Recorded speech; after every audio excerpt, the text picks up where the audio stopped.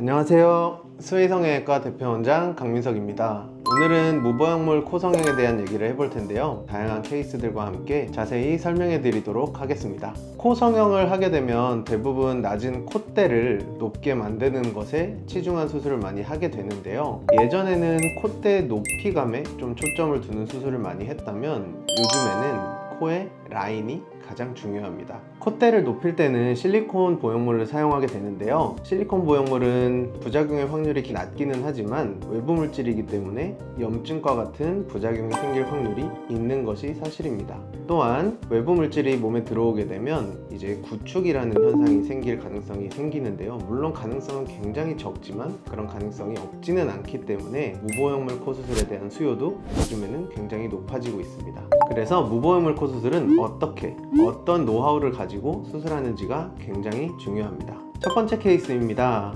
이 환자분 같은 경우는 정면에서 봤을 때는 코끝이 살짝 아래쪽으로 처져 보이면서 코가 조금 길어 보이는 느낌을 줍니다. 코가 길어 보이면 아무래도 인상이 조금 고집스럽고 센 이미지가 될 수밖에 없는데요. 이 환자분은 매부리를 교정하면서 좀 밑으로 처진 코끝을 좀 여성스럽게 올려달라고 하시면서 오셨습니다. 매부리 코를 살짝 다듬어 주면서 코끝을 비중격 연골과 귀연골을 사용해서 예쁘게 올려드렸고요. 이분은 자려한 느낌으로 카리나 코 같은 느낌을 원하셨습니다. 수술 후 사진 한번 보실게요. 정면에서 보시면 아래쪽으로 처져 있던 코끝이 예쁘게 올라온 걸 확인할 수 있고요. 옆모습에서는 매부리가 매끄러워지면서 코 라인이 전체적으로 훨씬 더 부드러워진 것을 확인하실 수가 있습니다.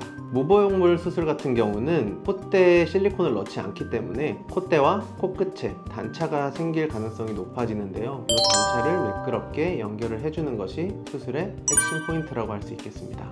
두 번째 케이스입니다. 이분은 40대 중반의 여성 환자분이셨고요. 전체적으로 앞에서 봤을 때 너무 귀여워 보이는 코끝이 고민이셨습니다.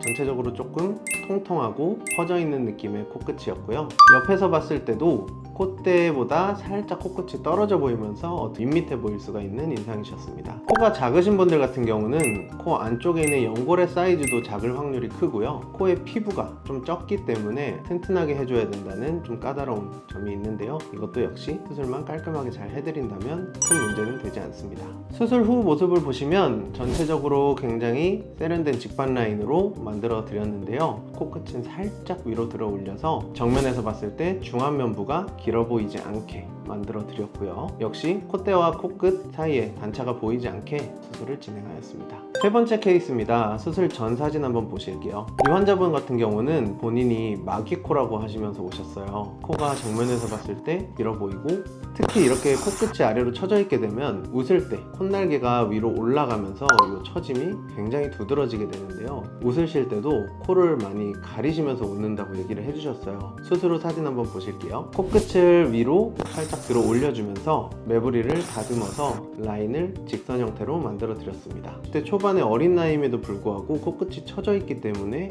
나이가 들어 보이게 되는데요. 이런 점들을 개선시켜 드리기 위해서 노력을 했습니다.